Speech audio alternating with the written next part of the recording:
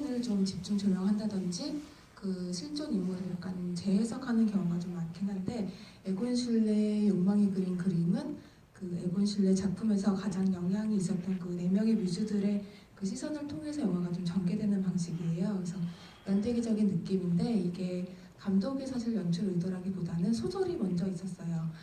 죽음과 소녀, 에곤 실레와 여자들이라는 소설이 먼저 발매가 되어서 그 소설을 보고 감독님이 영화를 연출하게 되었는데, 이 소설 자체가 굉장히 그 철저한 고증을 한 작품이었어요. 작가 힐데 베르거가 그 에곤 실레의 작품을 보다가 이제 모아라는 이름을 발견하게 되고, 이 여자는 누구인지, 그리고 영화 그 작품 중에 이제 주역에 나오는 여자들에 대해서 궁금증을 갖게 돼서 그들을 이제 조사하고 연구하고 하면서 철저한 고증을 통해 나타난 그 소설을 바탕으로 영화했기 때문에 이 영화에 나오는 사실 모든 얘기들이 굉장히 사실적이고 그 자전적이라고 할 수 있을 정도로 사실에 입각했다고 볼 수 있고요. 이 소설을 그대로 영화화했기 때문에 이 여자들 뮤즈들을 통해서 이제 주요 사건들이 흘러가는 이런 연대기적인 방식이지만, 감독이나 그 연출자가 그 에곤 실레를 영화 속에서 사실 평가한다기보다 관객들이 보고 느끼고 이제 약간 판단하게 만들고 그의 작품 사랑을 볼 수 있었다는 점에서 굉장히 이제 연출적으로 잘 만들었다는 사실 호평을 많이 받고 있고요. 오스트리아 영화제에서도 작품상, 감독상, 각본상 후보에 오르고 있는 그런 작품입니다. 그리고 두 번째로 영화에 대해서 얘기하고 싶은 거는, 이제 잠깐 등장하지만은 사실 관객들이 굉장히 좋아하는 장면이 바로 클림트와의 만남이에요. 영화 속에서 솔직히 짧게 나오긴 하는데, 이 두 화가가 실제로 이제 만나게 된 거는 그 에곤 실레가 빈 예술 아카데미를 이제 학교를 이제 탈퇴를 하고 퇴학을 하고 이제 좀 더 그림을 배우고 싶어서 당대 최고의 이제 화가인 그 당시 최고의 화가였던 클림트를 찾아가게 됩니다.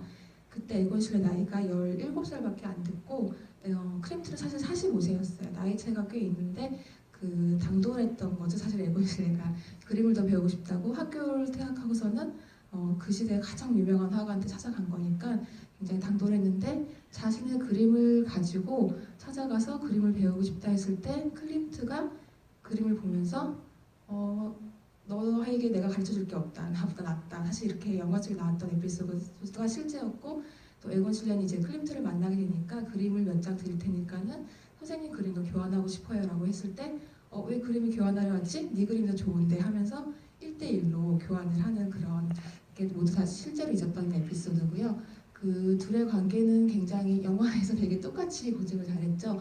그 둘의 관계가 그 크림트가 실제로 에곤 실레의 재능을 굉장히 질투를 했는데, 질투를 하면서도 사실 그 어린 화가의 그 재능을 좀 많이 발전시켜주고 계속 좀 칭찬과 찬사로 좀 지켜본 그런 케이스여서, 둘이 약간 스승과 제자 사제지간으로도 굉장히 친밀했고 또 친구로서 동료로서 굉장히 친한 관계였다는 거는 그 클림트가 자신의 가장 아끼던 모델 발리를 소개시켜준 것, 그리고 클림트의 임종 때 사실 에곤 실레가 함께 있었어요. 에곤 실레가 클림트를 조금 전에도 보셨듯이 그림도 그렸고 둘이 같이 있는 작품도 있고, 그 클림트의 임종을 본 작품도 있는데, 그 임종을 그렸을 때가 사실 1918년 2월이었고 에곤 실레는 그 그림을 그렸을 때 9개월 뒤에 본인이 사실 죽게 된다는 것을 아마 알지 못했을 텐데, 이 두 거장 화가가 1918년 하면은 이 같은 해에 이제 사망했다는 것이 좀 안타까운 것 같습니다.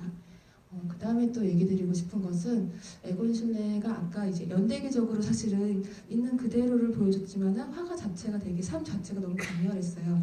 그 유복한 가정에서 태어났고, 사진을 보시면은 굉장히 이제 되게 부티가 좀 나잖아요. 굉장히 유복한 가정이었고, 철도회사의 아버지가 이제 회사였는데, 그 유럽에서 사실 그때 되게 유행하던 매독에 걸려서 돌아가시게 되는데, 그 죽기 직전의 관계로 인해서 모든 재산을 탕진하는 게 아니라 아궁이에 태워버리게 돼요. 증서 이런 돈이 될 만한 것을 다 태워버리는데, 영화 초반의 장면에 나왔던 그런 것들이 사실 실제로 벌었던 거고, 어렸을 때 에곤 실레가 그걸 보면서 많은 트라우마를 겪게 됩니다. 그리고 아버지가 그랬는데 이제 어머니는 굉장히 아이들을 돌보지 않고 매정했어요. 매정해서 무관심으로 아이들을 대했기 때문에 거기에 대한 트라우마가 계속 남아서 이제 작품 속에도 그게 계속 그 반영이 되는데, 그 그 어렸을 때 그 아버지의 죽음, 그다음에 어머니에 대한 혐오 등으로 그 불우했던 어린 시절의 트라우마들이 그 에곤실레 작품 보면 되게 절단되거나 좀 뒤틀린 신체를 가진 인물화, 또 불안에 가득한 눈빛 이런 것들이 많이 나오는데 그런 자아상들 그리고 성적인 욕망에 이제 탐닉하는 그런 자신을 그린 작품들이 모두 스스로에 대한 처벌과 자책의 증거라고 학계에서 보고 있고요.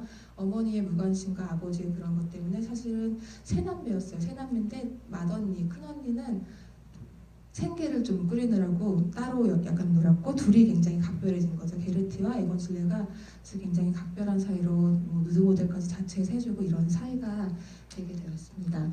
화가는 불우했지만 사실 그 불우한 인생으로 작품들이 사실 되게 좋은 작품들이 나왔다는 게 아이러니한 것 같습니다.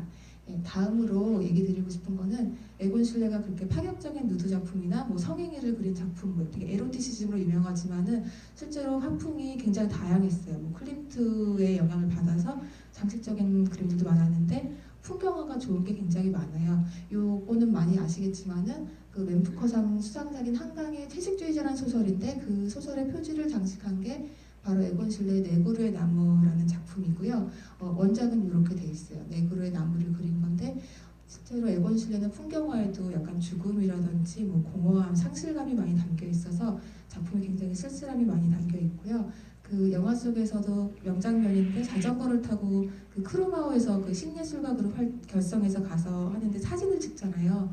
그러니까 에곤실레가 사진작가로 활동했다 이런 말도 있는데 사실은 사진을 찍어서 그 사진을 보고 그림을 계속 그리는 방식으로 좀 작업을 많이 했습니다. 그래서 그 작품들 보면은 이런 풍경화도 굉장히 많았는데 감수성이 좀 풍부하신 분들은 그림만 봐도 좀 슬픔이나 쓸쓸함을 좀 느끼실 수 있을 것 같고요. 두 번째로는 좀 약간 화풍의 특이한 점은 발리랑 단 하나의 연인으로 이제 했던 발리랑은 4년간 동거를 했는데 그 발리를 뮤즈로 모델로 그림을 그렸을 때 사실 되게 센세이션하고 좀 섹시한 작품들이 많이 나왔어요. 다양한 포즈라든지 뭐 실험적인 여자의 관계를 뭐 성행위를 묘사하는 작품들도 많이 나왔고 영화 속에서 이제 눈썰미 있으신 분은 아마 보셨을 텐데 그 발리랑 헤어지는 장면 그 즈음에 있는 앞뜰에 있는 작품이 추기경과 수녀라는 작품인데 그 예전에 베네통 의류 광고 베네통에 되게 파격적인 광고 신부랑 수녀가 키스하는 그 광고가 있었어요. 그게 되게 논란이 됐는데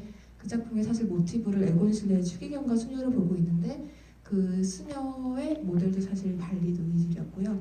그런데 이제 에디트 하름스랑 결혼하게 되면서 좀 안정적인 생활을 하게 되고 그 이후로 이제 그린 그림들은 좀 온화하고 좀 정상적인 좀 이제 뒤틀리지 않고 그런 인물화를 많이 그리게 되는데 저희 전단에도 보시면은 그림이 나와 있거든요.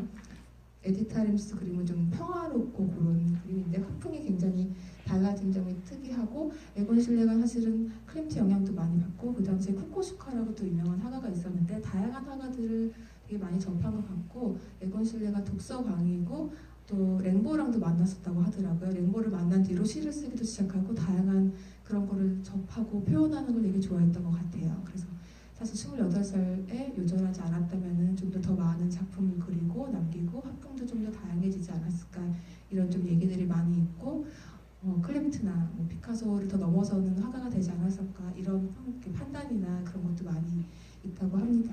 그래서 좀 안타까운 것 같아요. 많은 작품 남겼는데 사실 많이 훼손이 되었고 그렇습니다. 그래서 영화와 에곤실레에 대한 설명은 약간 이 정도로 정리를 하고 이제 오늘의 하이라이트 저희가 선물을